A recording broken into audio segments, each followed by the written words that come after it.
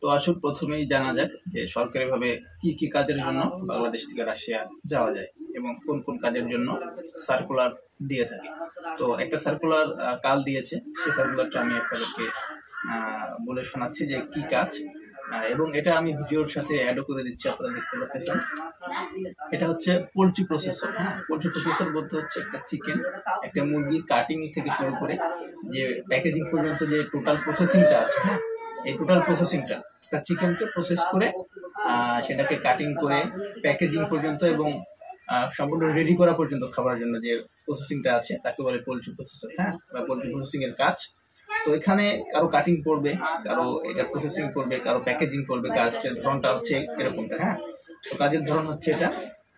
এটার সংখ্যা হচ্ছে 20 জন নেবে। এর আগে একটা সার্কুলার দিয়েছিল, সেখানে উল্লেখ করছিল যে 60 জন নেবে। এরপরে আবার একই সার্কুলার আবার দিয়েছে, আবার লোক নিচ্ছে। তো এখানে যে মান্থলি যে বেতন স্যালারি সেটা হচ্ছে $520। 520 মানে ডলারের বেতন হবে। হ্যাঁ, $520 হচ্ছে বেশি, ধরেন বাংলা টাকায় 60,000-এর বেশি আর কি। তারও বেশি হতে পারে, হিসাব করে দেখলে বুঝতে পারবেন, 60,000 প্লাস। তো এখানে কিছু অভিজ্ঞতা যোগ্যতা লাগবে। সেটা হচ্ছে প্রার্থীকে অবশ্যই স্বনামধন্য কোনো পোলট্রি প্রসেসিং প্রতিষ্ঠানে পোলট্রি প্রসেসর বলতে বোঝায় হচ্ছে chicken cutting, processing, packaging, cleaning, হ্যাঁ, এইসব জিনিস আর কি। এইসব কাজে কোনো অভিজ্ঞতা থাকতে হবে, অভিজ্ঞতা থাকতে হবে। তো অভিজ্ঞতা নিয়ে আমি একটা কথা বলি যে ধরেন যে এখানে তো বাংলাদেশে প্রসেসিং এর কোনো ভালো স্বনামধন্য ইন্ডাস্ট্রি নাই, আমার জানার মতে নাই। ফার্ম আছে, পোলট্রি ফার্ম আর পোলট্রি প্রসেসিং কিন্তু আলাদা। ফার্মে আপনার একটা পোলট্রি ছোট থেকে বড় করে, হ্যাঁ, কিন্তু প্রসেসিংটা কিন্তু এটা না। প্রসেসিংটা হচ্ছে একটা পোলট্রিকে খাবার জন্য প্রস্তুত করা। তো এটা বাইরের দেশে বেশিরভাগ থাকে, বাংলাদেশে এটার কোনো বড় ইন্ডাস্ট্রি নাই আমার জানা মতে।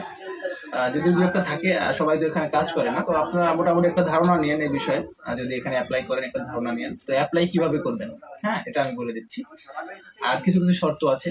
প্রার্থীকে ন্যূনতম মাধ্যমিক পাস হতে হবে, এসএসসি পাস হতে হবে, আর প্রার্থীর বয়স 22 থেকে 30 বছরের মধ্যে হতে হবে। ঠিক আছে, 22 থেকে 30 বছরের মধ্যে হতে হবে। আর প্রার্থীদের অবশ্যই ইংরেজি ভাষায় পারদর্শী হতে হবে। কেমন পারদর্শী হতে হবে আমি বলি। আপনার যে একদম ফ্লুয়েন্টলি ইংলিশে আইএলটিএস করা লাগবে সেটা কিন্তু না। এখানে এতটুকু পারদর্শী হতে হবে যে যেহেতু রাশিয়ান ডেলিগেট করতে আপনার ইন্টারভিউ নেওয়া হবে ভিডিও কলের মাধ্যমে, তো সেখানে তারা যদি আপনাকে কোনো প্রশ্ন করে সেটা যেন আপনি বুঝেন এবং সম্পূর্ণরূপে না পারলেও যেন শর্টকাট উত্তর দিতে পারেন, এতটুকু ইংরেজিতে আপনার ধারণা থাকতে হবে। এরপরে দৈনিক 8 ঘন্টা ডিউটি, সপ্তাহে 6 দিন, অর্থাৎ 2 দিন বন্ধ পাবেন রাশিয়ায়। আর এই 2 দিন যদি কাজ বা যে কোনো সময় যদি অতিরিক্ত কাজ করা থাকে তাহলে সেটা অতিরিক্ত কাজ, যেটা ওভার টাইম হিসেবে থাকে, সেটা যুক্ত হবে। আর প্রার্থীদের শিক্ষানিবাস কাল হচ্ছে 3 মাস, অর্থাৎ আপনি রাশিয়া যাবার পর প্রথম 3 মাস আপনাকে তারা এই কাজের উপর একটা প্রশিক্ষণ বা ধারণা দিবে, প্রশিক্ষণ কাল থাকবে। কারণ যেহেতু একটা কাজ যেহেতু আমরা পারি না, সেক্ষেত্রে আমাদের শিখতে হবে। তো এটা ভালো। এরপরে প্রয়োজনীয় আসবাবপত্র, থাকা, খাওয়া, প্রাথমিক চিকিৎসা যে কোম্পানি নিয়োগকর্তা কোম্পানি এরা বহন করবে।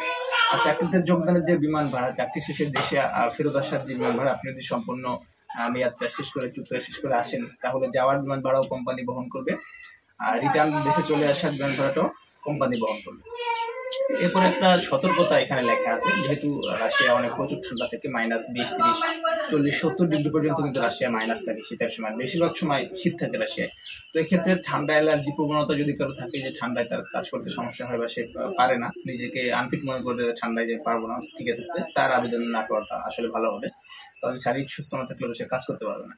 তো অন্যান্য যে শর্ত আছে, কাজের বিভিন্ন শর্ত থাকে, সেগুলো রাশিয়ার শ্রম আইন অনুযায়ী হবে। এবার আসেন যে এই কাজে যেতে হলে আপনার টোটাল কত টাকা খরচ হতে পারে। এখানে কিছু ফি আছে, সরকারিভাবে দিতে হয় ফি গুলো। এটা কিন্তু কেউ হাতে গ্রহণ করে না, এটা পে অর্ডারের মাধ্যমে দিতে হয় ব্যাংকে, সোনালী ব্যাংকে সরকারি। তো নির্বাচিত প্রার্থীকে BOSL অর্থাৎ Bangladesh overseas employment and services limited, যেটা সরকারি রিক্রুটিং এজেন্সি, বৈদেশিক কর্মসংস্থান এবং প্রবাসী কল্যাণ যে মন্ত্রণালয়, সেই মন্ত্রণালয়ের একটা প্রতিষ্ঠান। তো এনাদেরকে 56,360 টাকা, 350 টাকা আপনার সার্ভিস চার্জ দিতে হবে যদি আপনি চূড়ান্তভাবে নির্বাচিত হন। এছাড়াও মেডিকেল ফি আপনার 2,000 টাকা লাগবে। এবার রাশিয়া দূতাবাস থেকে যখন আপনার ভিসাতে স্ট্যাম্পিং হবে তখন সে ভিসা খরচ বাবদ কিছু টাকা সেখানে দিতে হবে, কিছু টাকা, বেশি না। টোটাল ধরেন যে 56,000, মেডিকেল 2,000, 58,000, আর ভিসা খরচ ধরে আপনার 80,000 বা 70,000 টাকার মতো লাগতে পারে আনুমানিক। হ্যাঁ, এর বেশি লাগার কথা না। তো আপনি কিভাবে আবেদন করবেন? তো আবেদন করার পূর্বে আপনাকে একটা লিঙ্ক আমি দেখেন ভিডিও ডেসক্রিপশনে উঠতেছে, এটা আমি কমেন্ট বক্স অথবা ইউটিউবে যদি আপনি দেখে থাকেন সেই ডেসক্রিপশন লিঙ্কটা দিয়ে দেবো। লিঙ্কের পরে প্রেস করলে আজকে 10 তারিখ, আজকে বিকেল 5টা পর্যন্ত আবেদন করতে পারবেন। তো এখানে লিঙ্কে যাওয়ার পরে আপনাকে একটা সিভি তৈরি করতে হবে, ইন্টারন্যাশনাল একটা সিভি, এবং আপনার যে ওয়ার্ক এক্সপিরিয়েন্স গুলো আছে বা আপনি ইতিপূর্বে কোনো প্রতিষ্ঠান কোম্পানিতে এই রিলেটেড কোনো কাম বা যে কোনো রিলেটেড কোনো কাম করছেন কিনা, কোন কাজ করছে কিনা, সেই এক্সপিরিয়েন্স সার্টিফিকেট থাকলে সেটা এই লিঙ্কে আপনার যেতে হবে। যদি এখান থেকে লিঙ্কটা না কপি করতে পারেন, আমি ভিডিও কমেন্ট বক্স অথবা ডেসক্রিপশন বক্সে দিচ্ছি। এবার আসেন যে এখানে আপনার যেতে টোটাল প্রসেসিং সময় কত মাস। তো আমার জানা মতে আমি ইতিপূর্বে কয়েকটা পরীক্ষা যেহেতু দিয়েছি, আমি নিজেও দিয়েছি, আমি ধারণা থেকে বলেছি যে আপনার প্রায় 7 মাস ধরে রাখতে হবে, 6 থেকে 7 মাস। এর ভিতরে যদি সব ঠিকঠাক মতো হয়ে যায় আপনি ফ্লাই করতে পারবেন, কিন্তু আপনি চলে যেতে পারবেন রাশিয়া। হ্যাঁ, আর এখানে সরকারিভাবে গেলে একটা বিশেষ সুবিধা হচ্ছে এখানে আপনার কোনো প্রতারণার শিকার হতে হবে না।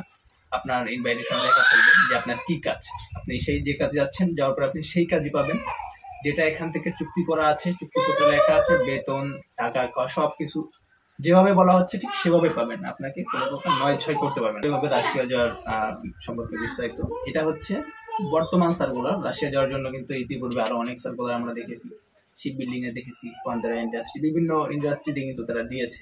তো যাই হোক, এটা পোল্ট্রি প্রসেসিং এর দ্বিতীয় সার্কুলার। এর আগে একটা সার্কুলার দিয়েছিল, আর এটা হচ্ছে দ্বিতীয় সার্কুলার। আগে সম্ভবত 60 জন নেওয়ার কথা ছিল, কতজন নিছে আমি ভালো বলতে পারছি না। আর এখানে আবার 20 জন নেবে বলতেছে। হ্যাঁ, তো আপনারা পরীক্ষা দিতে পারেন। পরীক্ষা দিলে যে আপনি সিলেক্ট হবেন সেটাও না, এখানে যাদের কপালে আছে তাদের প্রস্তুতি ভালো, তারা সিলেক্ট হবেন। বাকি যারা আছেন আপনাদের একটা অভিজ্ঞতা হবে যে কেমন কি করতে হবে।